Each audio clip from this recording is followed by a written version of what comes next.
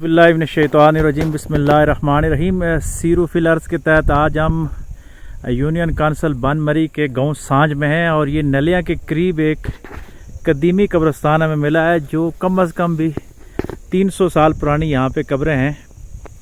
उनके आसार मिटते गए हैं, तकरीबन कुछ कब्रें नज़र आई हैं लेकिन इन पे नाम वगैरह कोई भी नहीं लिखा हुआ कि ये किसकी है, लेकिन ये पत्थर की बनावट बता रही है कि ये बहुत पुराने हैं। इस जगह को कुम वाला टुप्पा मकामी ज़बान में कहते हैं जी। ये कब्र जो है ये देखें ऊपर से खुली हुई है, धंसी हुई है और ये वाली भी यही सूरत हाल है, लेकिन इसको थोड़ा सा शायद ये पत्थर सीमेंट किसी दौर में हुआ है, लेकिन इसके कोई आबाओ इजाद या आगे इनकी औलाद मिल नहीं रही कि किसकी ये कब्रें हैं। मकामी लोगों से भी मैंने पता किया, ये हमारे रिश्तेदार हैं जी, मोहसन सत्ती साहब और क्यूम सत्ती साहब, इन्होंने इस जगह का विज़िट करवाया। और ये जो आगे एक खानका टाइप आती है जिसको लोग कहते हैं कि पुराने ज़माने में कोई बुज़ुर्ग थे,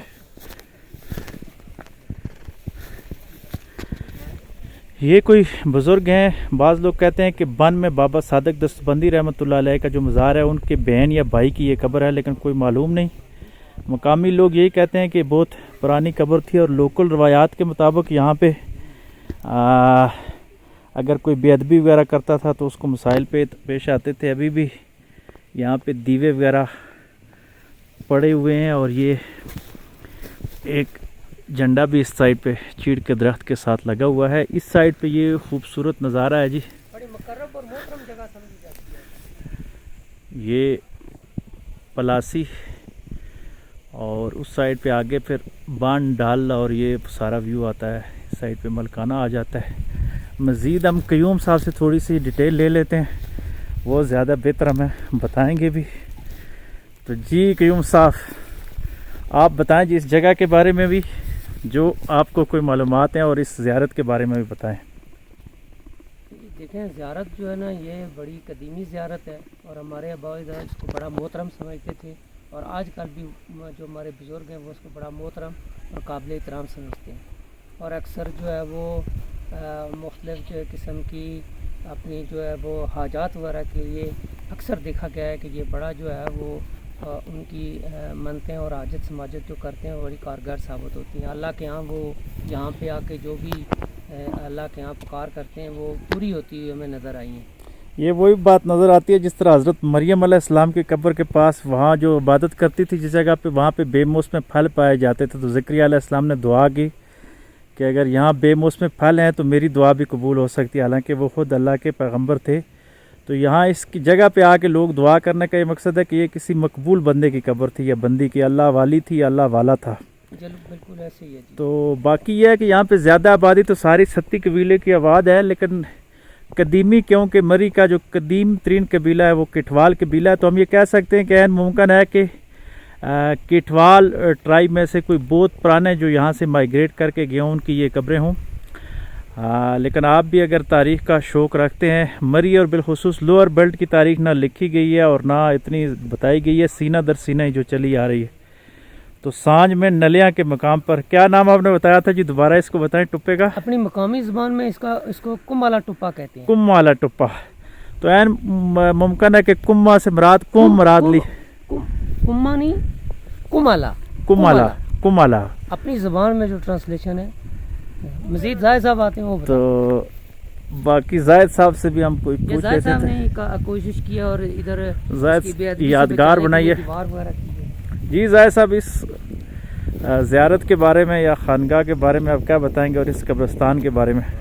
देखिए जी, मैंने ये कब्रिस्तान इसी तरह देखा है। मैंने अपने वालिद साहब से भी पूछा है दरबार के बारे में, उन्होंने भी यही कहा है कि जी मैंने इसी तरह देखा है। बहुत पुराना कदीम कब्रिस्तान भी है और दरबार भी। तो इस जो ज़ियारत है ये किसकी है, मर्द है औरत है, या यहाँ की आपने कोई करामत देखी हो तो वो बताएं। मैंने अपने वालिद साहब से सुना है कि यहाँ पहले शेर आता था।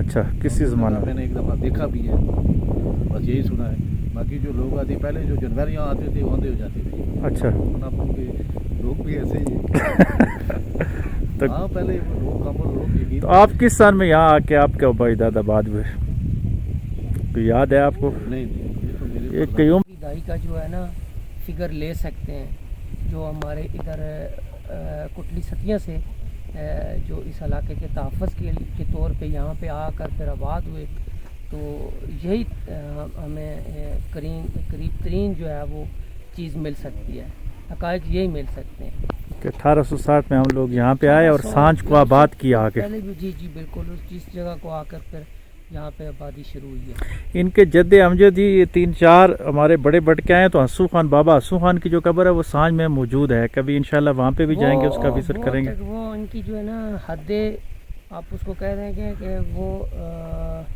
हद्दे फासिल करार पाई है, दरमियानी हद जो है जी। दो कुओं के दरमियान दरमियान के दरमियान वो बाउंड्री लाइन है, बाउंड्री है। और इसका नाम सांझ इसीलिए है कि ये दो कुओं की सांझी है। सत्ती और कठवाल बरादरी, दो बरादरियाँ रह रही दो हैं। बरादरियां यहाँ सांझ, इसका नाम इसलिए है सांझ। और सांझ के सामने जी पाला इलाका फिर चारियान आता है। चारियान खुशबू का कुआं। तारीख़ मरी में नूर अली अब्बासी साहब ने चारियान लिखा था, तो वो कहते हैं कि चारियान, चा कुएँ को कहते हैं और रियान खुशबू का नाम है। किसी दौर में इसको चारियान, वो यहाँ से थोड़ा सा नज़र आ रहा है ये दरख्तों के पीछे।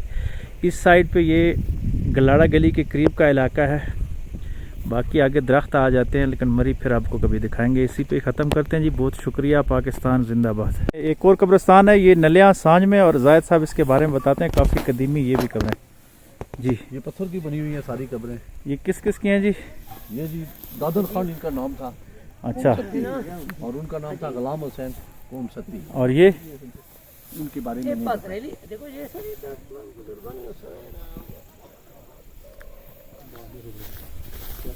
कोई नाम लिखा हुआ है? नहीं, इन पर पहले तीन पर तख्तियाँ थी, लेकिन ख़त्म हो गई। यह एक दरख्त था दरेक का, वो टूटता रहा और तख्तियाँ तो उसकी वजह से टूट गई। मेरी 50 साल उम्र हो गई है, मैंने यहाँ आज तक कोई कब्र नहीं देखी हो। इससे पहले उससे पुरानी कब्रें जी। कम अज़ कम ये 100 साल पुरानी। ठीक।